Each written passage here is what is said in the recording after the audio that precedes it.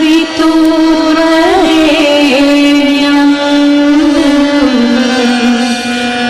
भर्गो देवस्य धीमहि धियो यो नः प्रचोदयात्।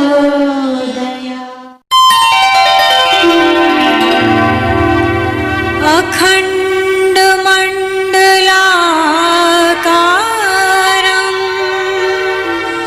व्याप्तं येन चराचरं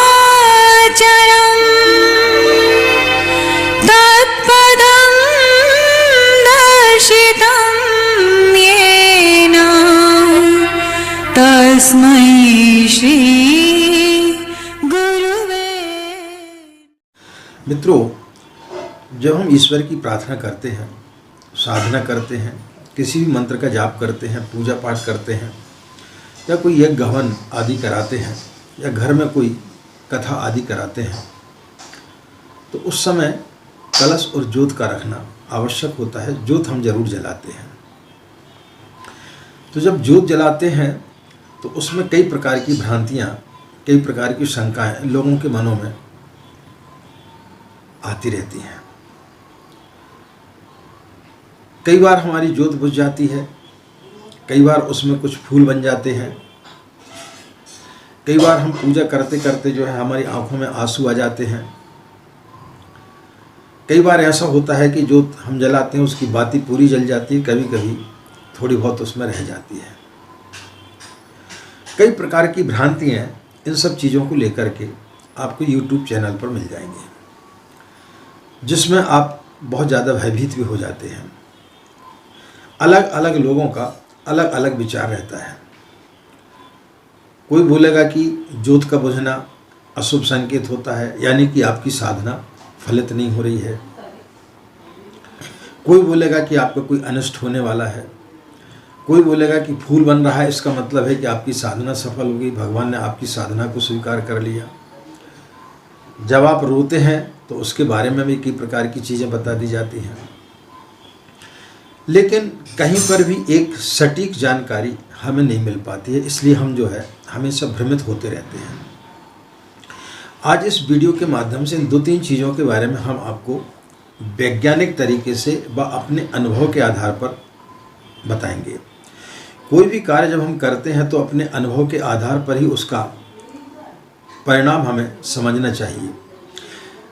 लिखी हुई किताबों में या लोगों के द्वारा बताई हुई बातों पर उतना विश्वास नहीं करना चाहिए। जब हम साधना करते हैं, साधक का मतलब होता है जो अपने आप को साधता है, और जो लोग बताते हैं वो कथावाचक हैं। कथावाचक का मतलब होता है जो कथा लिखी हुई है उसको वाँचना, उसको पढ़ करके सुना देना।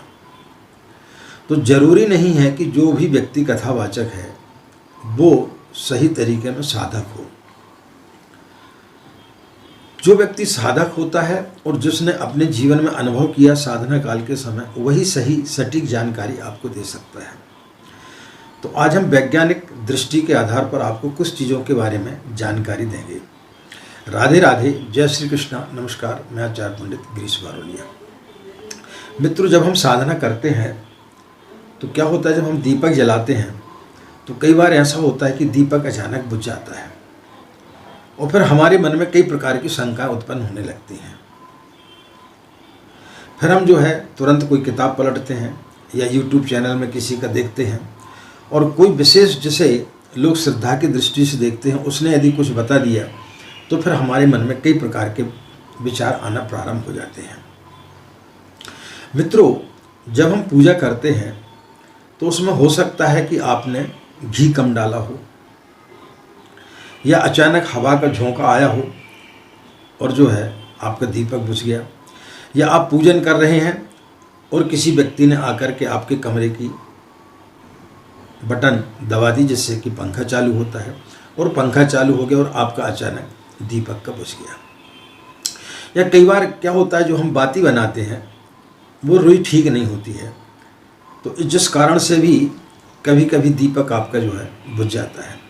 प्रायः ठंड के दिनों में ये होता है कि घी चूँकि जमा हुआ रहता है तो उस समय जो है उसकी लौ सही तरीके से नहीं बन पाती है और बार बार जो है हमारा दीपक बुझ जाता है। तो ये वैज्ञानिक कारण है। दीपक अपने आप बुझ जाना या दीपक का नहीं बुझना, इन सब चीज़ों में आपको नहीं पड़ना चाहिए। ये सारी की सारी भ्रांतियाँ हैं। इनसे व्यक्ति का कोई भी शुभ या अशुभ परिणाम उससे नहीं होते हैं। ये कई बार अचानक हो जाता है, या दीपक आपका अचानक बुझ भी जाए तो उसमें किसी प्रकार की कोई भी शुभ या अशुभ संकेत आपको नहीं मानना चाहिए। हम अपने 40 वर्षीय साधना के अनुभव के आधार पर बता रहे हैं। 3-3, 4-4, 6-6 घंटे तक जब हम साधना करते थे, कई बार ऐसा होता था घी खत्म हो गया, हमने सोचा कि इतना घी हो जाएगा, लेकिन जोत जो है कुछ उस दिन ज़्यादा तेज रही तो दीपक जल्दी बुझ गया, या कभी हवा का झोंका आ गया बुझ गया, या कभी कोई कीड़ा उसमें गिर गया। क्योंकि जहाँ जोत रहती है वहाँ कई प्रकार की छोटी छोटी फुंदी इत्यादि आ जाती हैं, कुछ कीड़े मकोड़े आ जाते हैं, उसके कारण से भी जो है आपका दीपक बुझ जाता है। लेकिन इन 40 वर्षों में हमने अनुभव किया कि किसी प्रकार का कोई भी अनर्थ नहीं हुआ है। अब होता क्या है कि यदि आपका दीपक बुझ गया और आपने किसी की बात सुन ली कि कुछ अशुभ होने वाला है, तो दिन में आपके लिए आप कभी विचार करके देखना, दिन भर में इन 24 घंटों में, दिन और रात में, किसी न किसी प्रकार की शुभ और अशुभ घटनाएं आपके जीवन में घटती रहती हैं।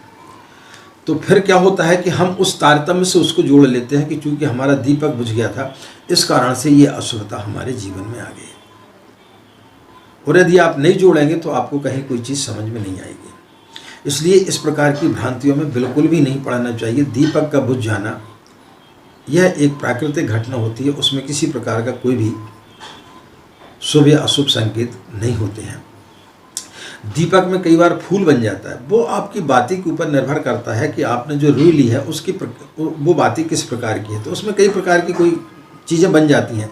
जैसे आपने देखा होगा बारिश के समय पर जब आकाश में बादल छाते हैं तो कई बार कोई घोड़े का चित्र बन जाता है, कोई हाथी का चित्र बन जाता है, कोई जो है भगवान का चित्र बन जाता है। तो वो प्राकृतिक चीज़ रहती है, वो अचानक बन जाती है, लेकिन उससे कोई शुभ या अशुभ परिणाम लोगों को नहीं मिलते हैं।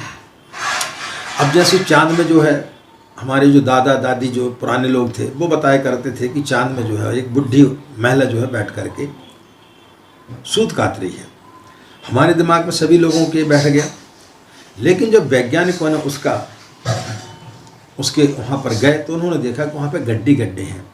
तो काफ़ी गड्ढे होने के कारण उस प्रकार की चीज़ दिखाई देती है। किसी भी सुंदर युवती की जो है चंद्रमा से तुलना की जाती है, तो चंद्रमा की तुलना अब वैज्ञानिक दृष्टि से देखा जाए तो फिर तो गड्ढे ही गड्ढे हैं। लेकिन चंद्रमा चूँकि शीतलता का प्रतीक होता है और जिस प्रिय के पास में आपको बैठने से आपको आत्मिक शांति प्रदान होती है, तो इसलिए उसकी तुलना जो है आपको चंद्रमा से की जाती है। तो इन सब चीज़ों की भ्रांतियों में हमें नहीं पड़ना चाहिए कि कोई फूल बन गया या और कुछ बन गया तो इससे हमें परिणाम क्या प्राप्त होंगे। कोई बोलेगा कि चूँकि फूल बन रहा है यानी आपकी साधना सफल हो रही है, भगवान ने आपकी बात सुन ली है। तो इन सब चीज़ों में आपको नहीं पड़ना चाहिए। आपको अपनी साधना के स्तर को बढ़ाते रहना चाहिए, अपनी साधना करते रहना चाहिए। इन चीज़ों में यदि आप पढ़ेंगे तो आप साधना से चूक जाएंगे। आपके मन में यदि किसी ने ये भ्रांति डाल दी कि आपकी साधना सफल नहीं हो रही है, तब फिर आप सही तरीके से साधना नहीं कर पाएंगे। साधना करते समय जब हम दीपक में बाती डालते, कई बार क्या होता है कुछ बाती बच जाती है, कभी कभी पूरी बाती जल जाती है। तो वैज्ञानिक दृष्टि से क्या होता है कि आपने जो दीपक में जो घी रखा है वो यदि घी पूरा पिघला हुआ है तो वो बाती आपकी पूरी जल जाएगी। और कई बार क्या होता है कि ठंड आदि का समय रहता है, तो उस समय जब आप पूजा करके निपटते हो और उसमें बाती की जो लो है थोड़ी सी कम हो जाती है, तो नीचे का जो घी है वो जम जाता है, जिस कारण से जो है बाकी की बाती रह जाती है। ये वैज्ञानिक कारण होते हैं, इसलिए इन सब चीज़ों की भ्रांतियों में आपको नहीं पड़ना चाहिए। आपको सावधानी बरतना चाहिए कि जिस बाती को आप लगाते हैं और यदि वो बच जाती है तो दूसरे दिन जो है आपको उस बाती का उपयोग नहीं करना चाहिए। उसको आपको जो जिसमें आप दीपक जलाते हैं उसको साफ करके आपको नई बाती रखना चाहिए। पुरानी बाती को आपको निकाल करके किसी गमले इत्यादि में आपको डाल देना चाहिए, पैर ना पड़े, इस चीज़ का आपको ध्यान रखना चाहिए। पूजा करते समय कई बार जो है हमें रोना आ जाता है, कई बार लोगों की आंखों में आंसू आ जाते हैं। इसका कारण क्या होता है? ये हमारे मन में कई प्रकार के विचार आते हैं। अब पूजा करते समय यदि आप किसी चिंता से ग्रस्त हैं, आपके ऊपर कोई परेशानी है, तो उस परेशानी के कारण यदि आपकी आंखों में आंसू आ रहे हैं तो उसका कोई फल नहीं होता है। लेकिन पूजा करते समय अचानक आप ध्यान में चले गए और आपको जो है उगते हुए सूर्य दिख रहा है या गुरुदेव का चित्र दिख गया, माता जी दिख गई और अचानक आपकी आंखों से अविरल आंसू बह गए और आपको कभी कभी ऐसा महसूस होता है कि कोई आपको स्पर्श कर रहा है जिसके कारण से आपकी आंखों में आंसू आ जाते हैं, तो वो निश्चित रूप से शुभ संकेत होते हैं कि उन क्षणों में आप जो है ईश्वर के काफ़ी निकट पहुंच गए हैं। ये उसका संकेत होता है। उसको इस प्रकार से समझें कि कोई आपका प्रिय काफ़ी समय के पश्चात यदि आपको मिलता है तो आपको उससे देखते साथ जो है आपकी वाणी नहीं निकलती, आपकी आंखों से आंसू आ जाते हैं। तो आपकी आंखों के आंसू जो है बहुत कुछ चीज़ें बोल देते हैं। तो इसी प्रकार से जब हम भगवान के पास बैठते हैं तो हमारी जो है वाणी निशब्द हो जाती है और फिर हमारी आंखें बोलती हैं, फिर हमारी आंखों के माध्यम से वो भाव प्रकट होते हैं। जिस प्रकार से कि आपका प्रिय आपके पास में आ जाए तो फिर आप उसका हाथ पकड़ करके आपकी आंखों से आंसू आने लगते हैं, यानी वो आंसू आपकी सारी वेदना को प्रकट कर देते हैं। तो इस प्रकार से जब हम साधना करते हैं और यदि हमें ईश्वर की छवि दिखाई देती है या हम उसमें थोड़े से ध्यानस्थ हो जाते हैं, उस समय यदि आंसू आते हैं तो उसका अर्थ यही होता है कि आप ईश्वर के उस समय आप निकट हैं, यानी उस क्षण जो है आपने ईश्वर की उपस्थिति का अनुभव किया है। अब कई लोग भ्रांतियां डाल देते हैं कि लहसुन प्याज नहीं खाना चाहिए। उसका मतलब क्या है? किसी कथावाचक को आप सुनेंगे तो वो बोलेगा कि जो है राक्षसों के मल से होता है, कोई बोलता है कि अमृत जो निकला समुद्र मंथन में उस समय कुछ चीज़ें गिर गई, उसमें मतलब जो राक्षसों ने वो कर लिया। यानी अलग अलग लोग अलग अलग तरीके की बातें बताते हैं। लहसुन प्याज नहीं खाना क्यों वर्जित किया गया है, उसका साइंटिफिक तरीके से यदि देखा जाए तो लहसुन प्याज जब हम डालते हैं तो उसमें जो है तामसिक प्रवृत्ति आती है, आपका मुंह से बदबू आती है। तो आप यदि थोड़े से साधक इस तरह के व्यक्ति हैं और आपसे बार बार लोग मिलने के लिए आते हैं और आप यदि लहसुन प्याज खा करके बैठेंगे तो आपके मुंह से बदबू आएगी, जिससे कि दूसरा आदमी जो है थोड़ा सा असहज महसूस करेगा। दूसरा, उससे उत्तेजना बढ़ती है। आप कभी ज़्यादा तेल इत्यादि की वस्तुओं का आप सेवन करेंगे, खाना खाएंगे तो निश्चित रूप से आपके अंदर जो है वासना ज़्यादा तीव्र होती हैं। इसलिए लहसुन प्याज वर्जित किया गया है कि जब आप साधना करते हैं तो उस समय आपको लहसुन प्याज का परित्याग करना चाहिए, लहसुन प्याज नहीं खाना चाहिए। खासकर जो गायत्री के साधक होते हैं, जब वो सवा लाख का अनुष्ठान कर रहे हैं या नवरात्रि में लघु अनुष्ठान कर रहे हैं, उस समय जो है लहसुन प्याज इत्यादि उनको नहीं खाना चाहिए। दैनिक साधना में कभी कभार खा लें तो ठीक है, लेकिन जहाँ तक हो सके लहसुन प्याज से हमें दूर रहना चाहिए, लहसुन प्याज नहीं खाना चाहिए। उसका सिर्फ ये मतलब होता है कि जब आप लहसुन प्याज खाते हैं तो आपके अंदर वासना जागृत होती हैं, उत्तेजना आती है और आपके मुंह से बदबू आती है। इस कारण से इस चीज़ को वर्जित किया गया है, ना कि वो किसी राक्षस से मल से है या किसी से है। ये सब चीज़ें की भ्रांतियों में हमें नहीं पढ़ाना चाहिए। तो आशा मित्रों, कुछ चीज़ें लोगों के अंदर घर कर जाती हैं कि ये चीज़ें हमें पता नहीं शुभ होंगी या अशुभ होंगी। उन सब चीज़ों के बारे में आज हमने आपको बताया, और जो कुछ भी हम चीज़ बताते हैं वो पूर्णतः हमारे साधना काल में हमने जो अनुभव किया है उस आधार पर बताते हैं। तो मित्रों, जो भी चीज़ें हमारे चैनल पर हमारे द्वारा बताई जाती हैं वो सब अनुभव के आधार पर बताई जाती हैं। किसी कथावाचक ने क्या बोला है, किसी पुस्तक में क्या लिखा है, कौन से धर्म ग्रंथ में क्या लिखा है, उन सब चीज़ों के बारे में से हम नहीं बताते। जो हमने अनुभव किया और जो हमने उसमें अशुभता या शुभता पाई उस आधार पर हम आपको बताते हैं।